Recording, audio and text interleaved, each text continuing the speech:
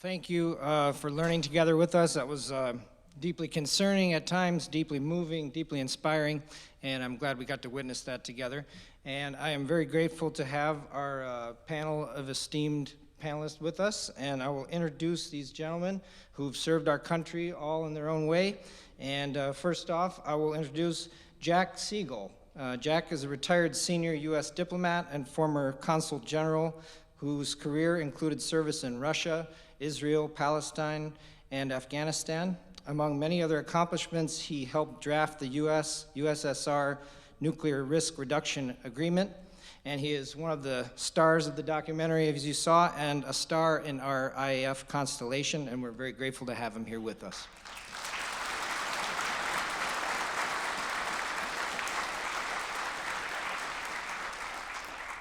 And beside Jack is Jacob Martindale.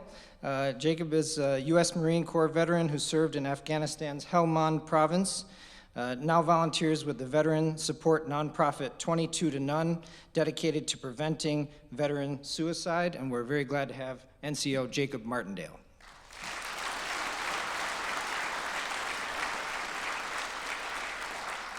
And there, the gentleman in the tie there is Colonel Steve Briggs. We appreciate the tie, and we missed the memo on that. Colonel Steve Briggs is U.S. Army retired, served 30 years as an Army aviation and operations officer, followed by 9 years as an analyst with the U.S. European Command, contributing to major operations in Bosnia and Afghanistan. Colonel Steve Briggs.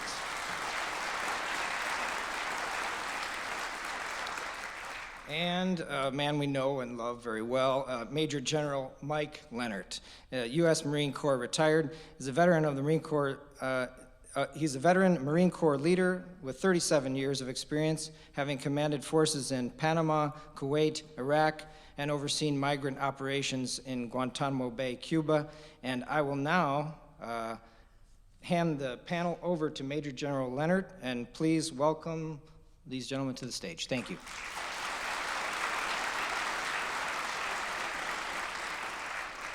Okay, thank you, Alex. I suspect we're going to get a lot of questions very soon, but there's a couple of things I'd like to do as housekeeping.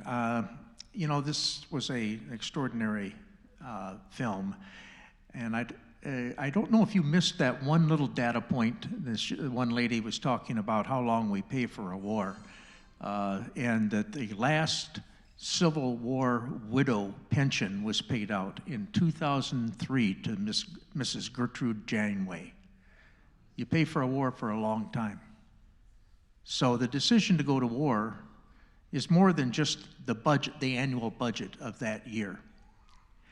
And before we really get into the questions, I'm going to ask our own Jack Segal to talk a little bit about diplomacy, because that's the one part of the film that I didn't see much of.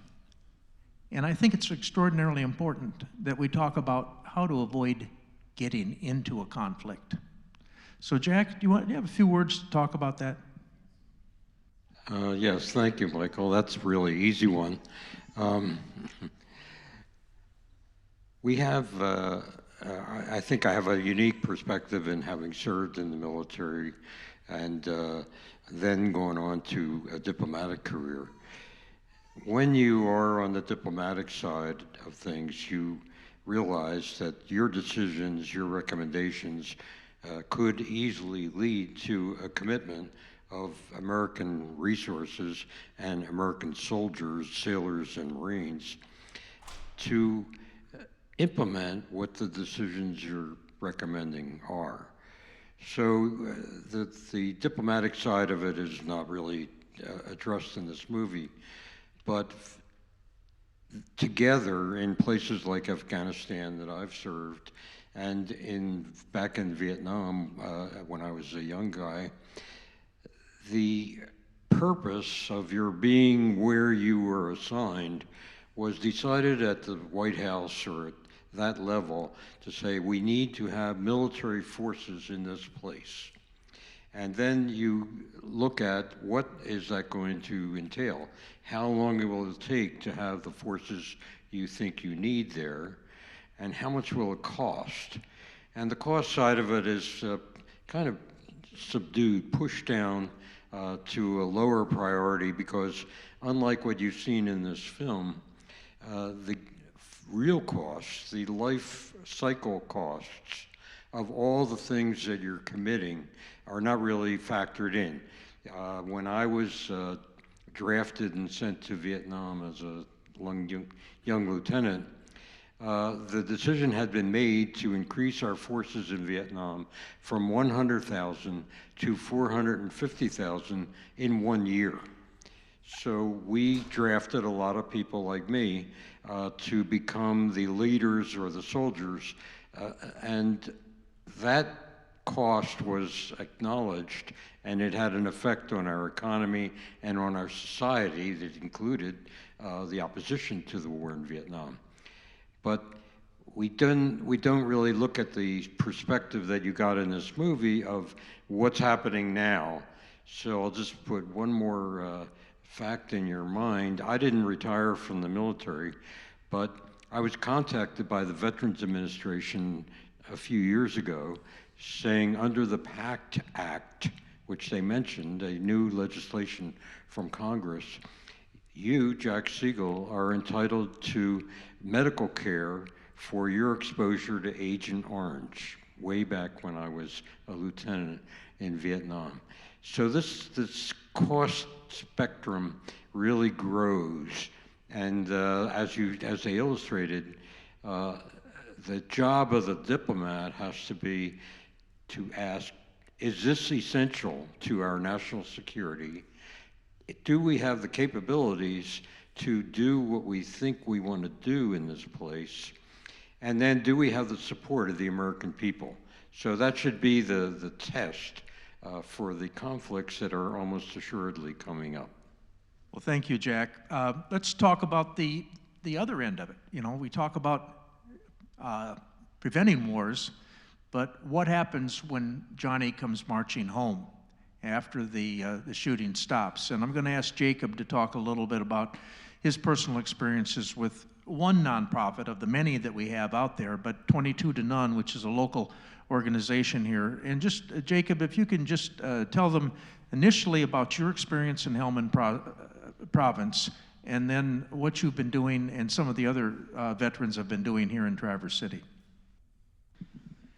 So when we go over to other countries, mine being over in Helmand Province for the first time, my job was to help push COIN, which is the counter operations insurgency. So basically fight in the cities, fight in the streets, you know, try and police the people along with the Taliban, getting them out and pushing for freedom in that city or that town.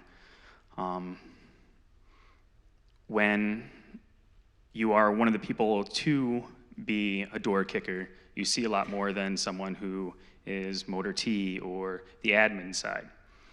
But what I've learned with working with the 22 to None and working with some other groups is you become desensitized as you are an infantry or a rifleman. When you are the person boots on the ground, seeing it day to day, it's kind of like how we've gotten with TV.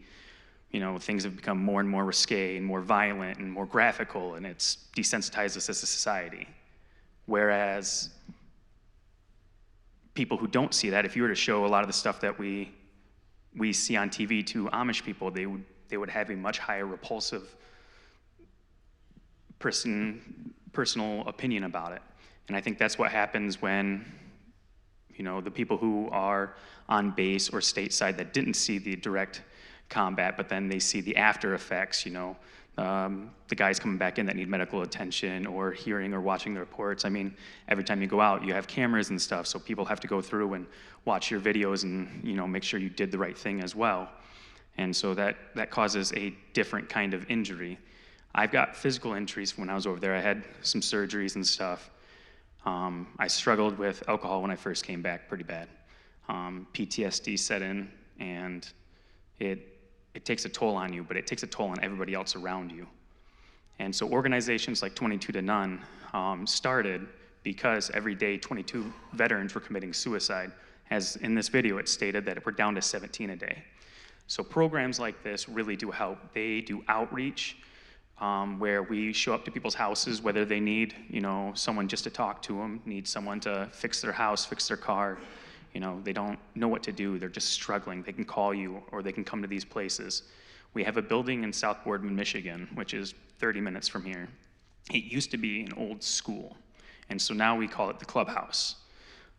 We have a shooting range out back. We've got classrooms. We, just do cards, get-togethers, and just kind of try and help people have a community together, and then you build those bonds. Whereas, this International Affairs Forum, it's a lot of veterans as well, and you guys have met doing a lot of this stuff, and it built that brotherhood that you can rely on each other now, and you didn't know each other prior, and that's what this does. It makes it that way, I can call on Mike if I have a struggle or if I know something's going on, and that's what this does. It gives you the opportunity and outlet, and so we have hikes, we have camping, we have, just movie nights, card games, and it gives a community to people who otherwise didn't have it. Well, thank you, Jacob. I'm going to ask Steve now to talk about another aspect, two other aspects of what we saw in the film. I understand that you have some acquisition background as well as a lot of time overseas. So why don't you talk to us a little bit about, what you saw? Thanks, and I'm grateful that to be invited to this event. I think Tom Skinner, one of the producers, my neighbors, did a fabulous job in the production of this documentary. So when I was invited, I was like, well, there's Jeopardy, or I could come to this. But I want to put things kind of in the context of federal spending. So we saw the budget numbers this year. Congress is probably going to approve over $900 billion budget for the Defense Department. And as you saw, we're up to about $400 billion for the VA, probably this year. So according to the Congressional Budget Office, these two items together represent about 16% of the total federal spending for 2025 and 26. But you should know that that's in the context of a $6.9 trillion that the federal government is spending. The greatest piece of this wedge for federal expenditures are for medical care, like Medicare, Medicaid, the Affordable Care Act, et cetera. That's at 24%.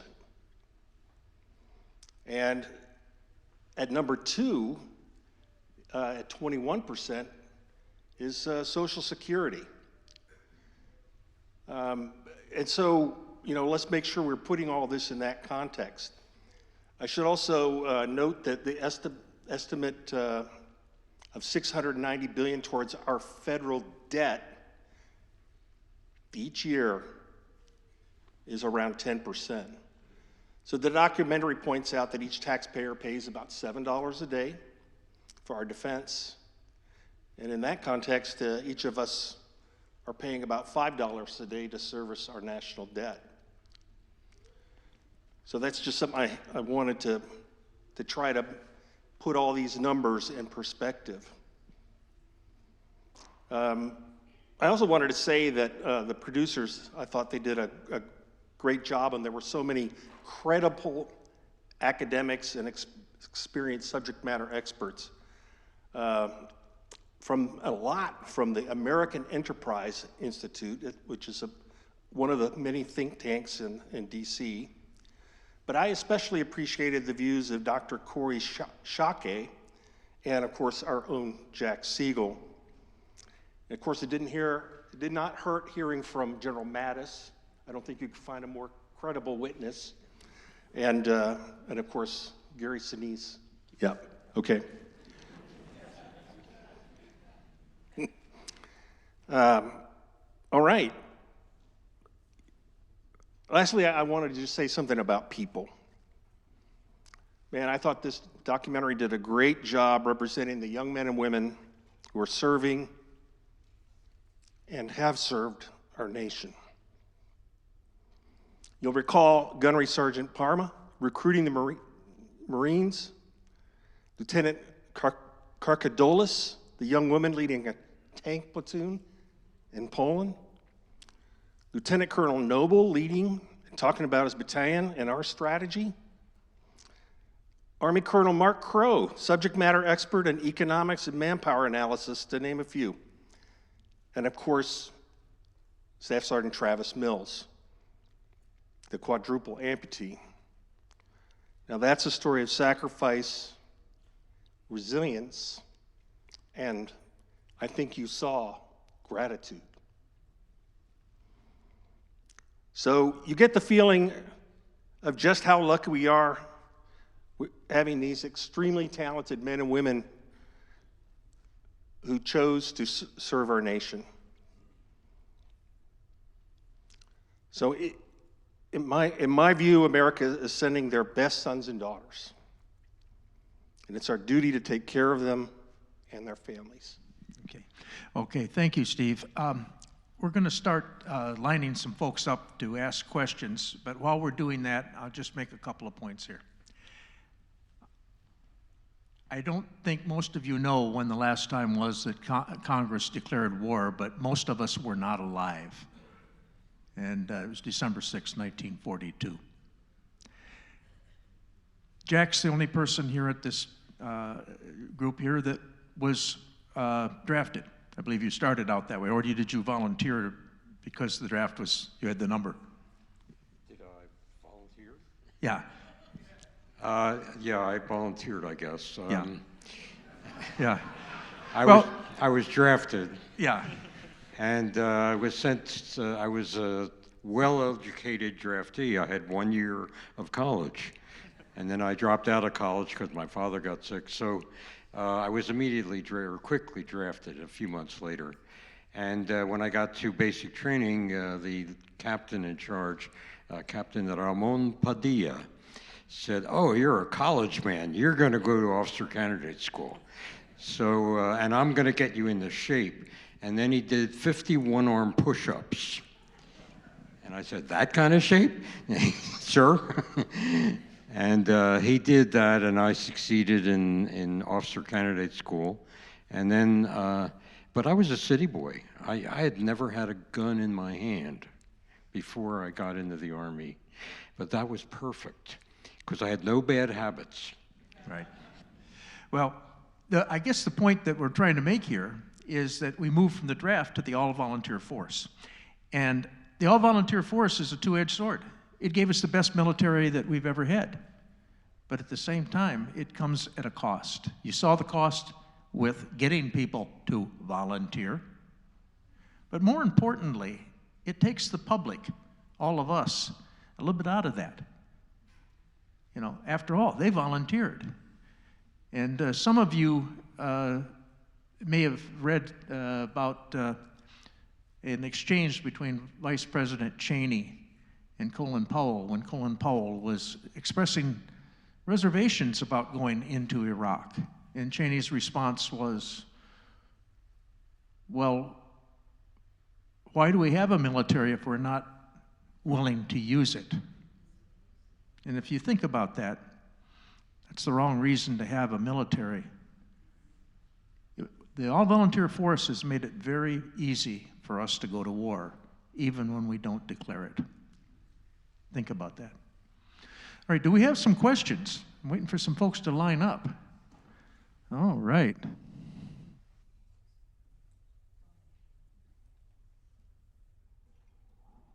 Hi, Annabelle Burke. I just want to ask, the Danish Iver Huitfeldt class cruiser from the cost only $235 million versus our own Ticonderoga class cruiser, which is at $1 billion.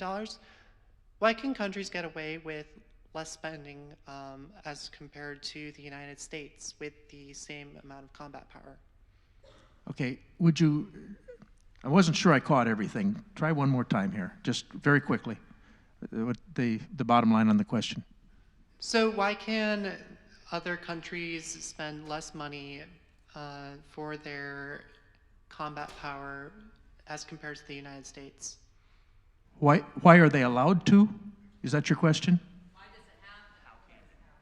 Why does America spend so much compared to other countries? Okay.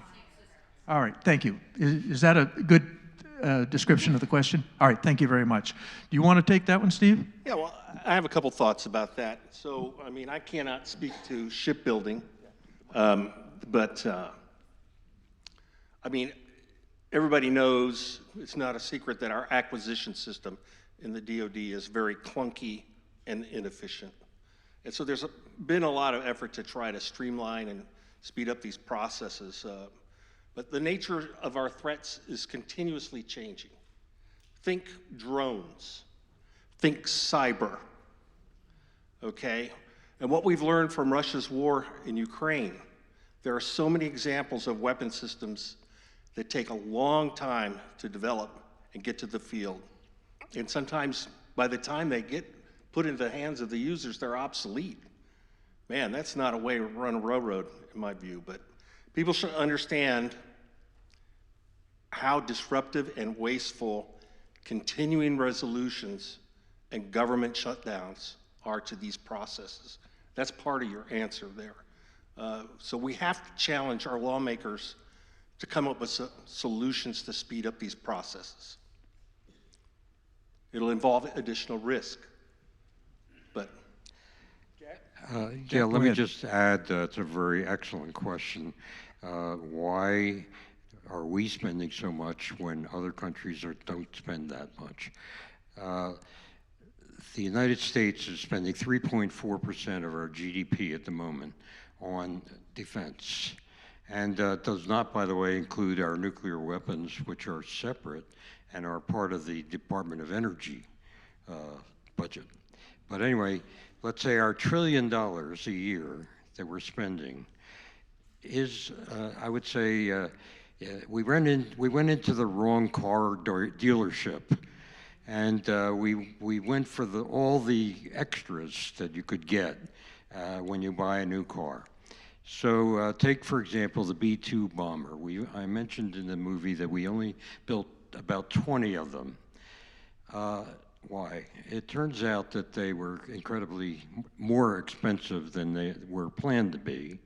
And secondly, they discovered that the radar deflecting coating of the bomber wore off if the plane went through a heavy rainstorm.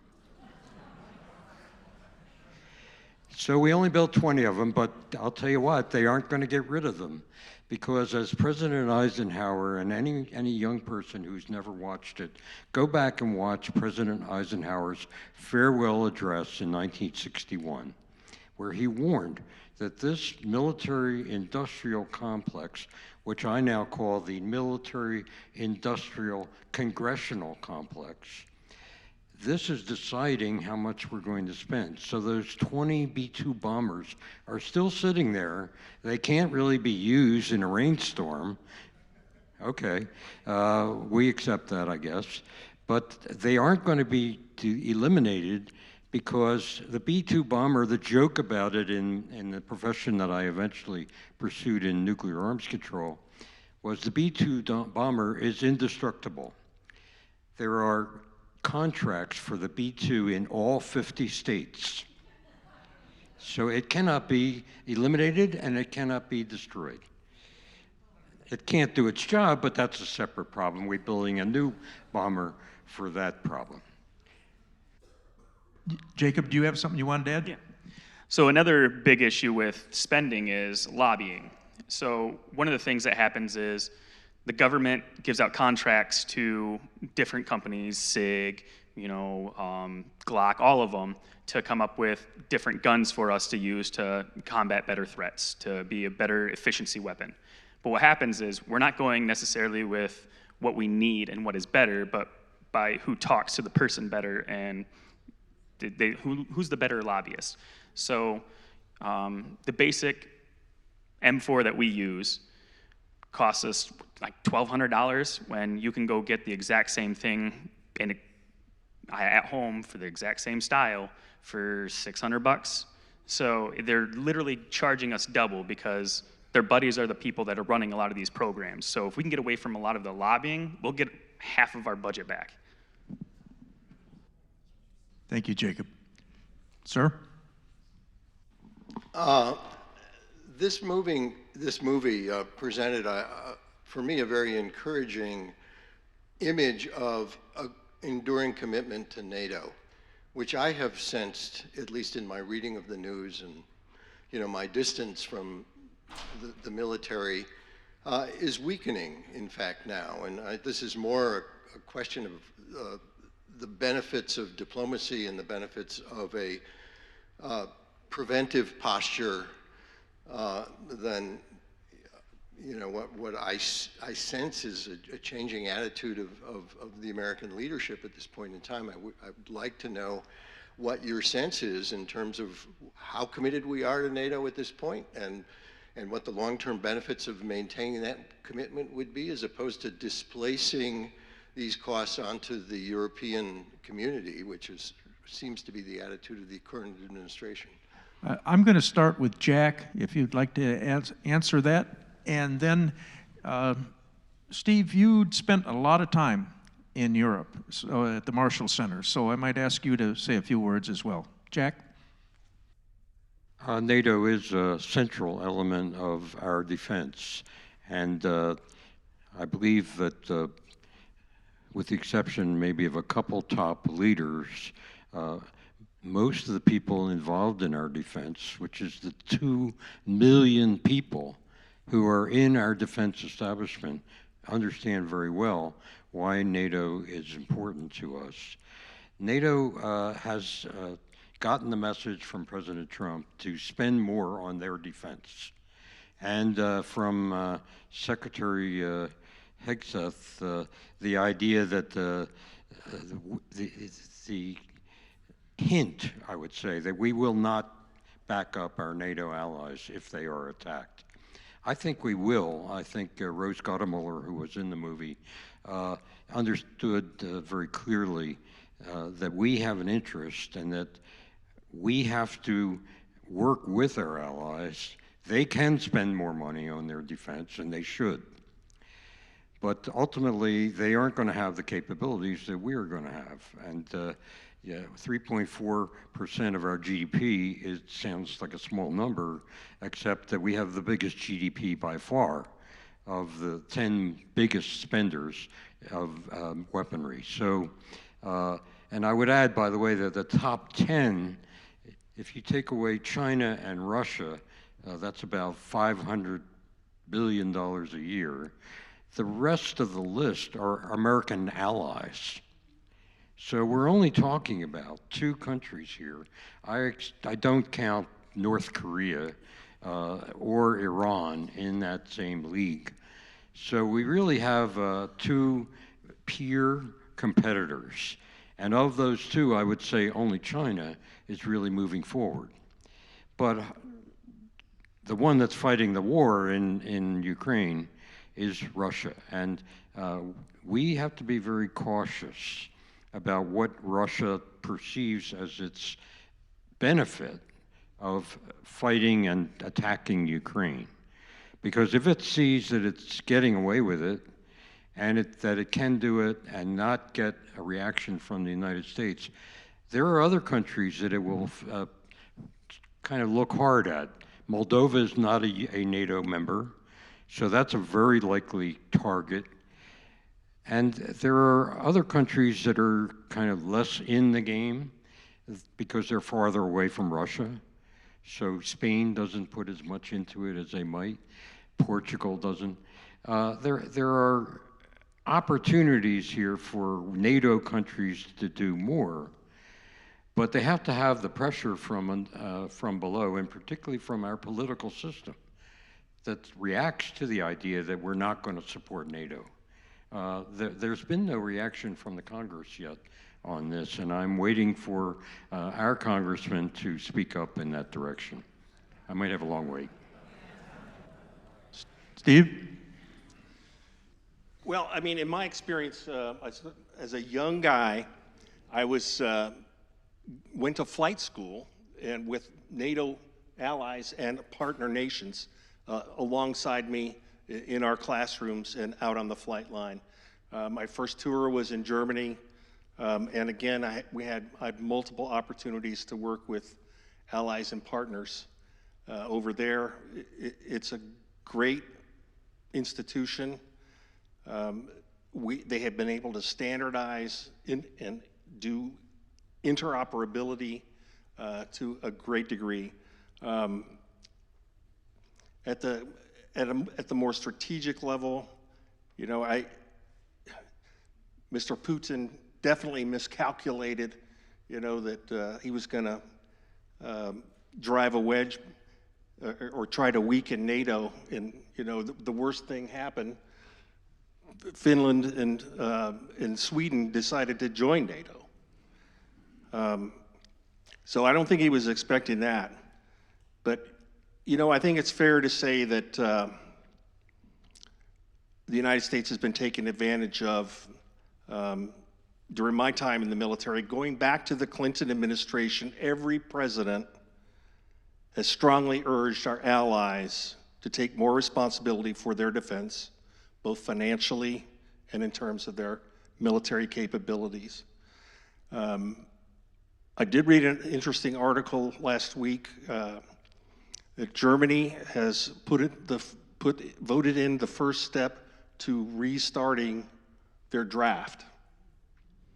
So I think it's starting to take hold. The message is coming across loud and clear. I could go into this newly released national security strategy. You know, it's certainly not a pro forma document as it has been in the past, but you know, I think it is disheartening to a lot of our friends and allies around the world that we seem to be taking a different tack. Thank you.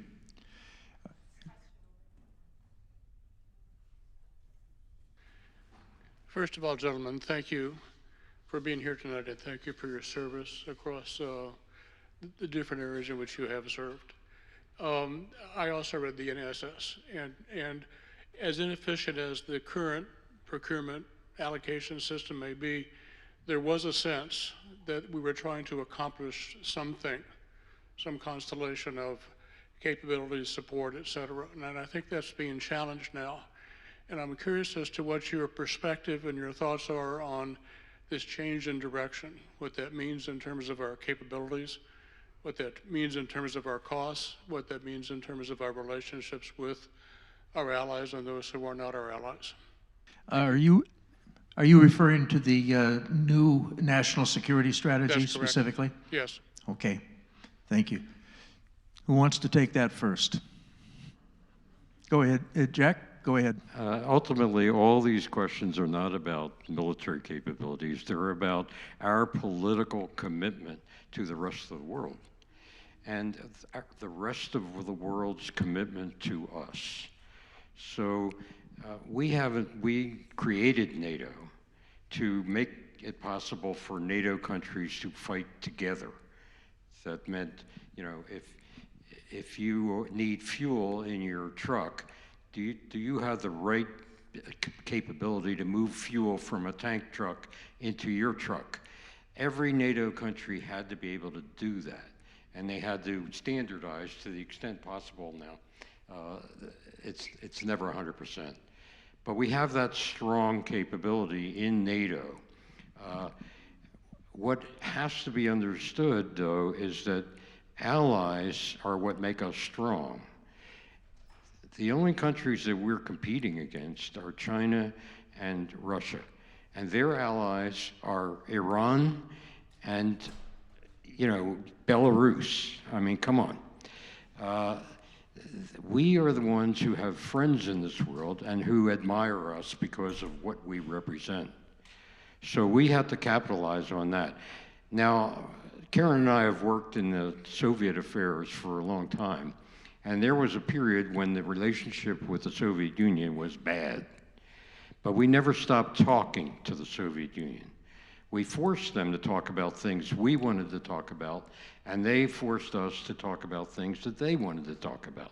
But we never stopped talking. So it's very important that when I see the president, our president, anxious to meet with Putin, I think, well, okay, he's a negotiator, he's experienced, he knows what he wants to achieve with Putin. If he can do it, that will be a welcome surprise. But if he can't do it, we have to accept that our relationship with Russia under Putin is going to be similar to what it was during the Soviet period. And that's survivable, that can be dealt with, that can be responded to. It's got to be, though, a combination of political commitment to be sure that our interests are protected, and also, in the background, a very, very strong military capability, which we have. So I'm somewhat hopeful. Okay. Well, Steve, if you had something, did you have something you wanted to add on the national security strategy? While you're thinking about it, I'll just give a very short response to your questions. I'm of two minds on the national security strategy. It's either deeply concerning and an abrogation of our responsibility to our allies. That's the pessimist in me. The optimist in me is it's a poorly worded negotiating tool. I actually hope it's the latter instead of the former. Anything you want to add there, Steve? No, I would agree with you. Well, that's always good. Yeah. I mean, we're not gonna leave NATO, and they're always gonna have our support. And you've heard the expression over and over again. Our commitment to our allied nations is ironclad. So I think there's a lot of smoke being blown out there, and this kind of pivot towards the Trumpian version of the Monroe Doctrine is interesting, and how that's going to unfold. But you know, there are threats that we need to address coming from the South. Yeah. Before we get to Karen here, because I think you have something to add, I just want to point out one of the things in the film, I hope you didn't miss it, was that the only time Article 5 has ever been introduced was when we were attacked, not when Europe was attacked. And guess what? Europe came through. Karen, you have something to add? Well, I'd like to pivot. Instead of addressing broad strategy, I'd really like to hear from Jacob. And I think a large part of this movie was about the actual men and women in, fighting and dealing with all the consequences. And I'm wondering, this film was made a couple years ago. A lot has changed since then. And so two questions, really. How would you assess the morale in the military today, given just everything that has happened in this administration? And secondly, this film, of course, really did show kind of a lot of women in service, and certainly my impression is that that is not the case today. It seems like our Secretary of War has, definitely been moving in the direction of saying that you would not, have women serving. So I'm just wondering, Jacob, if you would give us a sense, if you could, as the youngest member of the panel, just talking about the state of the military today. Absolutely, thank you. So with morale, it varies on where you're at. I mean, when you're stateside, it's, you're just kind of hanging out with your buddies, doing your day-to-day job, but, morale is pretty decent. But when you're over there, you don't have any other distraction other than your mates, your buds. So morale is usually really high, even when there's extreme events going on. Because you just kind of find humor in the stupidest stuff you find out there, really. So it really is dependent on where you're at. I would say that morale overall for the military in general is going to almost always be pretty baseline. You're going to have 80% that are going to love the administration, 20% that's going to hate it no matter who's in charge. And it's the same way when you have an officer in charge. 80% of them is going to like him, the other 20 are going to hate him no matter how well he does for them. Then, when it comes to, what was the second part of your question? Making sure I had that right. Women, Jacob. The women. All right. That's what I thought it was. So when it comes to women in the military, there's a couple different mindsets to have. And one of the biggest ones is, as a man, I very much have a protective mentality. Growing up, we always watch the movies and the shows and everything like that. And so, you're more protective of women and children than you are of the guy to the left or right of you. So when you do have a woman in your unit that, you are receiving combat, more of us are going to look out for her than we're going to look out for the guy to the left or right of us. So it can cause a unnecessary imbalance in what we're really trying to do or supposed to be doing. Doesn't mean that they're less effective. I mean, they've been proven to beat men in wrestling and in shooting competitions. And what is the Olympic gold medal was a Army sniper's wife, and she outshot the rest of the people that were all military members. So it doesn't come down to gender. It comes down to mentality and culture. And I think we're still at a point in culture where men are going to still naturally be these overprotectors in a state that you might have issues with people trying to be more protective of the people that, are women than of men. And so it can cause a little bit of the issue. I think I'm glad, Karen, that you asked Jacob and not me, because I learned a long time ago that if anybody asks the general how the morale is in his unit, the general's always going to say, oh yeah, it's great. Then you ask the lance corporal and you might find out something different. But there's a couple of data points that I probably add to what Jacob said. First off, the military is, even there's efforts right now to politicize us, we're not naturally a political organization. I never knew the politics of any of my peers. That's not what we talk about. But so I would say, right now, for example, I can only speak to the Marine Corps. The Marine Corps has met its recruiting and retention mission early. Well, that's not an organization that probably has bad morale, but I will tell you this, if I was a lady, particularly a senior woman in the military right now, my morale wouldn't be very good. I'm just going to say it. I just don't think it would be very good. So, as Jacob said, it depends on where you're sitting. Eleanor, do you have a question? Oh, Harold does first. Thank you, Harold. As you pointed out in several different ways, when we look at the cost of the military, the $900 million accounts for 60% of the cost. And I'm wondering, when you look at when you try to compare that to other countries, is it appropriate to compare the 900 million or the 1.5 trillion that we really spend? What is the comparison to other countries? When I look at the Russian budget, when I look at the Chinese budget, does it include their nuclear weapons and their VA equivalent? Thank you. Somebody want to take that one? I think what we also have to look at, though, is the capabilities we have for the price point, too. So do we have more manpower? Do we have more equipment? And we're having more advanced technology. As we're phasing out new parts of our military, old parts of our military for newer parts, our drones are more expensive than, the Jeeps we were having. So when you have specific equipment that costs so much more because it's way more high tech, how much more of that are we rolling out than the other countries for the budgeting side as well? I think that's a huge factor. I'll just quickly take a stab at your question there about how do we compare. I mean, it really is comparing apples to bananas, because every nation figures their defense budget differently.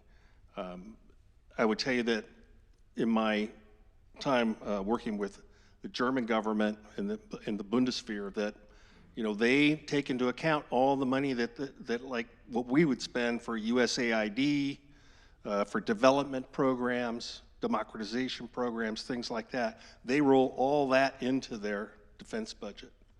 And so that's something that is kind of separate. And, you know, so just think about the intel community for a minute. And we don't know how much they're spending because they don't really market that. And so there's another cost, you know, that's the orange in the whole thing, you know, so.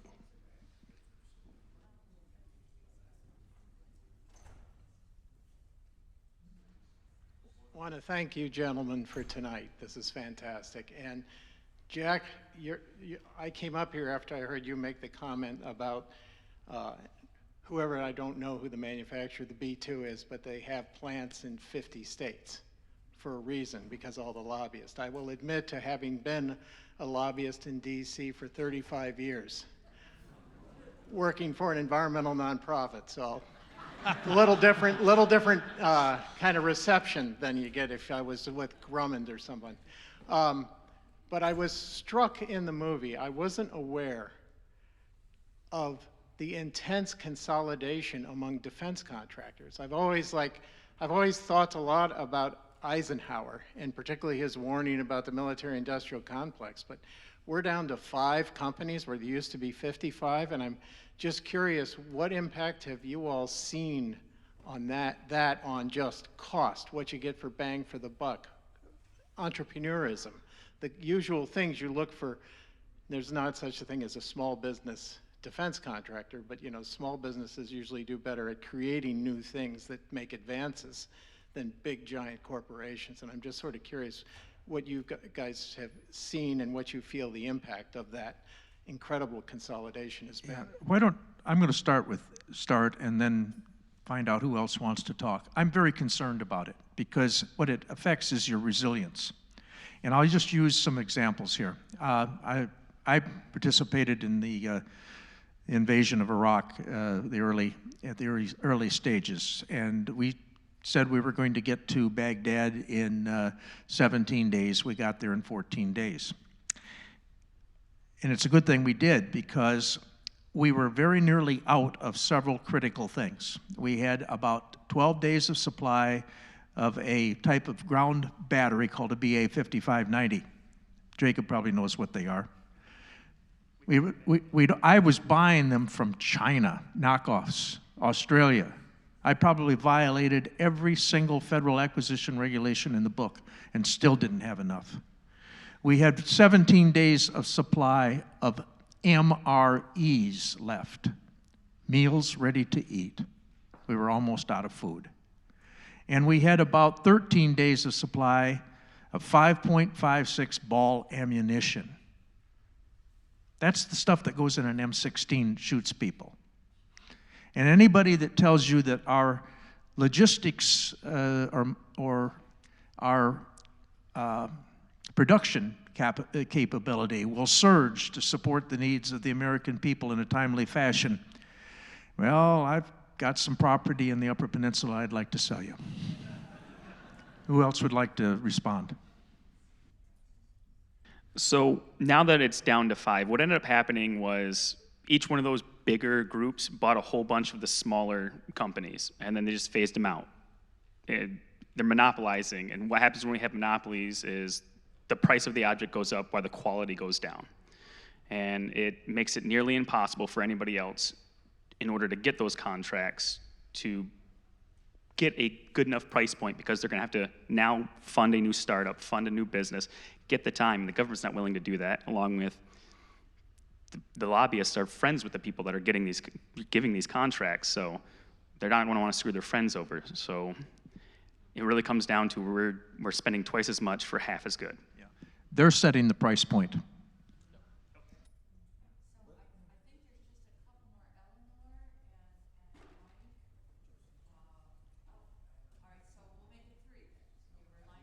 Okay.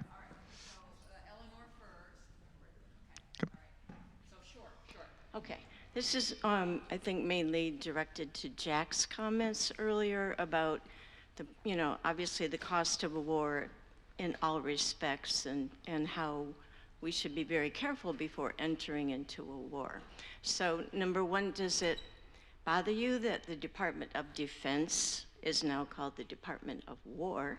And secondly, is there something that we can do about the fact that Congress doesn't seem to be taking its Article 1 role of actually declaring war, and in this case in Venezuela and all the actions leading up to it, it hasn't even been authorized by statute. I don't think even statutory authority. So I wondered what you thought about whether we're going to end up in a presidential war in Venezuela and how that plays into this. This is a trap, this question. Thanks, Eleanor. I have strong views about the lack of capabilities of our Secretary of Defense / Secretary of War. The only thing I find reassuring is that President Trump doesn't seem to have a high regard of him either. So he may not last that long. But what you've done is you've taken a company grade officer, a captain, who has had a very limited military career, and now he's firing 3- and 4-star generals and admirals, and he doesn't even know what they do. So he gathered 175 3- and 4-star officers, and instead of asking them, okay, you guys are the Navy, talk to me about what it's going to take to move our naval forces from wherever the heck they are to fight a war over Taiwan. That room of people, of all those military minds, that was a wonderful opportunity to get some input to him.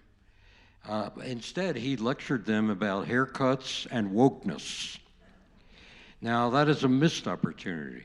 And it's a very important one because it also antagonized that same group of senior officers who are responsible for implementing this new national security policy. There's a disconnect there that is very serious and I think potentially very damaging. Now, I think the other piece of this that came up a minute ago is we always want to buy the best. I said that in the movie. We want the best. Fine. So the Ukrainians have been firing off drones towards Russia, and they're paying about $1,000 to $1,500 for each drone. We have decided to replace those Ukrainian drones at a price of $10,000 for each drone. I'm sure it'll be better. It'll be harder to shoot down. It'll be all that jazz. But the fact is, we sent 10 M1A1 tanks to Ukraine, and within 10 days, they were all disabled by drone attacks. Those expensive $20, $30 million tanks are sitting, rusting somewhere in Ukraine. So what we have failed to do is to adapt the way the Ukrainians have adapted, and it would be a real disgrace if we abandoned them now, after all the blood they've shed, to stop Putin in his tracks. And so go ahead.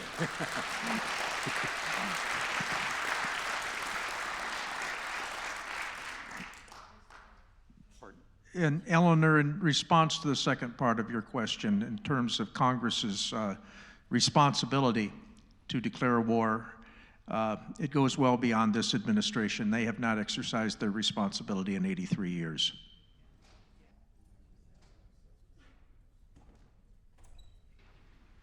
Thank you also for your wonderful presentations. You've alluded to it, and Jack, you just touched on it. I wanted to ask, are we nimble enough to go from carriers to drones, or are we going to be able to do that? And I believe in the American spirit and our ability to do things, but we only seem to do things when we get pushed to the edge. You know, it took us forever to get into World War II. We had to get, all those carriers bombed out of the water before we got in motion. Are we going to have to get far again, or are we going to get nimble? Yeah, that's a great question. And I'll remind those of you that are students of military history, the reason we got rid of battleships was because the Japanese bombed them and sunk them. That's why we began developing carriers. We had a few of them. They became very popular. My personal feeling is when our adversaries find a way to sink carriers very effectively, then we'll get nimble. But prior to that, because we've got such a huge investment, it's extraordinarily difficult to disinvest yourself from something that just looks so cool. Others want to add on to that? If I can pose a question to Jacob, that you were on the front line, and Mike said something earlier that he just casually throws out there. Yeah, I led a major unit in the invasion of Iraq. Now, for those of you who haven't served in the military in a combat role, think about that. You know, I better send a note to my wife saying, I'm going to invade another country now, and there is a certain percentage that says I'm likely to be killed doing it, or horribly wounded like the soldier that we saw at the beginning of the movie. These decisions are not in your hands completely, and they are not, they are life-changing. And you went as a young, innocent, well, sort of innocent. Nobody asks you, do you want to do this? Do you want to go to Helmand province? You know, it's kind of dangerous. Maybe you want to go somewhere else. Nobody said that. They said, that's the front, and that's where you're headed. Yeah. That's your price that you paid. I don't think that I would change any of it, in the aspect of it gave me the insight to a lot of things that I understand vastly different today. And when they're talking about the price of what it costs for war, and we talk about injuries, we talk about the VA, right? The difficulties that the VA is having just compounds the difficulties that guys like us who got injured have. I've had multiple surgeries. I was lucky enough to be able to keep my leg and arm, unlike Sergeant Travis. So when you do file with the VA, you have to show a whole bunch of stuff. Yeah, I mean, they've got to have, you know, nexus letters and your military record, and even then you have to go through exams, and they can turn you down for anything they want. And because they're so overflooded with requests and underfunded for people, they have volunteers, and even with the volunteer force, it's still not enough to go through things accurately and efficiently. That cost is just continuously expanding the price of how much it's going to cost to keep filing these notions, because every time you file, you have to go for another CMP exam, another doctor, another this, and another that, and have to pay for it, and you just keep getting turned down, or you get approved eventually. But all those exams cost so much more than if we went to our regular doctors as well. So those costs are vastly different. We have one more question, I believe.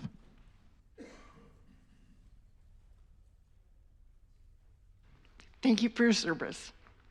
I come from a military family. My husband, my daughter-in-law, and now I have 2 grandsons serving.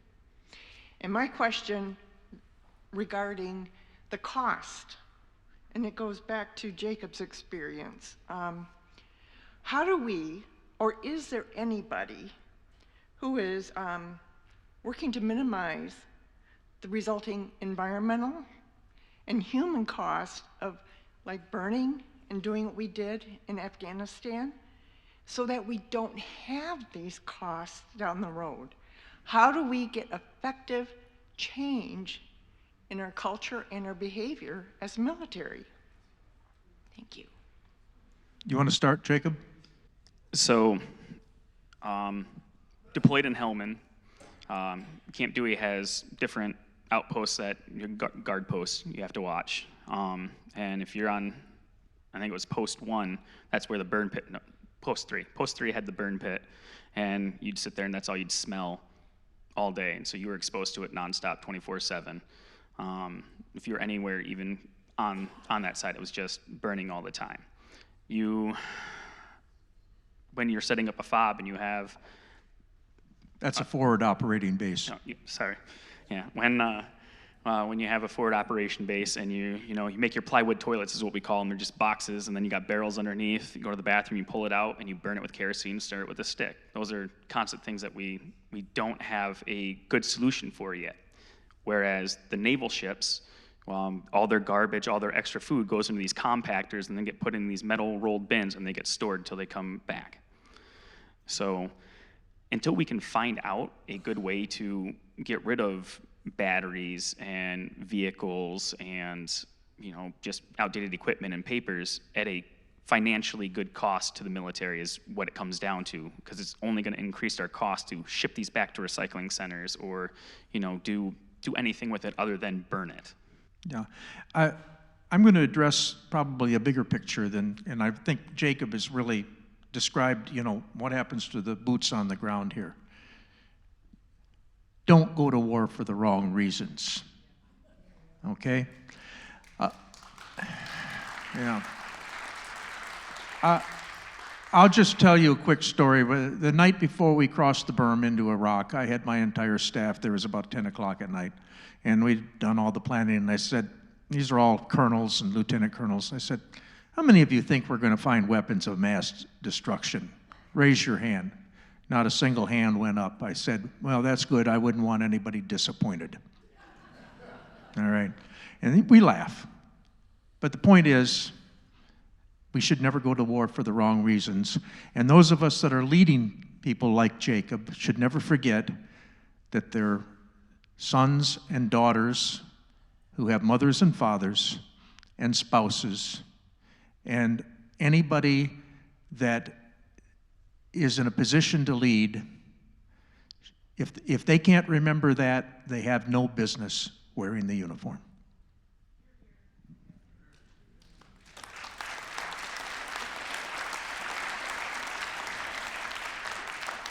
Jacob? Jack asked me a question earlier when we were out in the hallway, and it was, do you think you made a difference? Do you think you came and did what you were supposed to do? It was a question that he said his dad asked him. And I was out there with my buddy, Mike Hernandez. He was with the 1st LAR, Marine Corps as well. And, Mike had the same kind of answer. I don't really know why I was there. And realistically, the only thing we did, take care of the people in the towns and the cities that didn't have anybody else to help take care of them, and get rid of people who weren't good, the Taliban, and seize a lot of drugs and explosives. I mean, that was what we did. And did that help make it so that way they got their freedom? Maybe. I mean, it's still to be determined. They're a free country right now, but to what extent? Jack, why don't you finish up here? Let's close this off and give us your thoughts. Well, I think we've come to a very important point in this discussion, and that is that basically going to war is a political decision first. And so the answer to why are we spending so much, or why are we involved in all these places, these are political decisions that were made and then passed on to the Pentagon and say, now do something, fix it up. If you want to answer Mike's question, though, you have to say, all right, let's look around at what's happening right now. We're blowing up boats supposedly carrying drugs off the coast of Venezuela. Do we want to have a war over Venezuela? What is our national interest here? We want to keep drugs out of the United States, totally agree. Is it the best way to do that is to fire missiles at boats that may or may not be carrying drugs, or shooting people after we've attacked their boat to just make sure that we've killed everybody on the boat? This is not who we are, and it also, I find it very difficult to find the answer to my father's question when he wrote to me in Vietnam. And he said, "Are you making any progress?" He was a bit of a smartass, my father. And so he knew that I couldn't answer that question, just as Jacob can't answer, did we make progress in Helmand province? His answer initially was, yeah, but I think so. But if you step back and you say, overall, what's happened in Afghanistan? The Taliban have taken over the country. They've cracked down on everything that they cracked down before we even heard of them. So we didn't disappoint you in terms of being boots on the ground in Helmand, but we did disappoint ourselves, basically. We failed to define a clear objective to prepare a government that could carry out that objective, and therefore we have what we have now, which is a mess. And a very sad story, by the way, for the Afghans living here in our community right now, who are being threatened with being sent back to Afghanistan. And these are people who served the U.S. military. They were interpreters, they were medical people who worked at the hospital. These are people who gave something, and we're going to give it to them in the most incredible negative way possible. So I think we have a lot of questions to ask. We need that empty chair that says member of the U.S. Congress here to hear what you have asked, because I think it's very important. And you can do it by simply sending a note to your members, to your representatives, saying, okay, I just attended this thing about the cost of defense, and I want to hear your view on why we're still doing these things. See what you get back.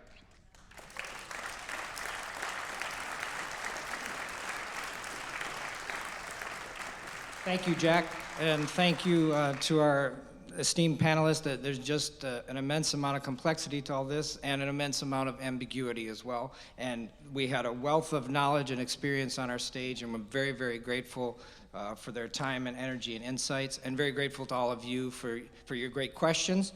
And thank you to all of folks who are supporting the International Affairs Forum. Stick around, stay tuned for the continuation of this 32nd season. It starts back in February, starts up in February through June, and we'll send you information about it. I want to finish by paraphrasing what Jack said to the student leadership team last week, and he urged them to remain curious about the world, to stay engaged, and that was one of the fundamental tenets that he wanted to pass on. So I will take that to heart, and I hope we all do too. And for now, thank you for being here. Drive safely, watch for deer, and we'll see you in the new year. Thank you.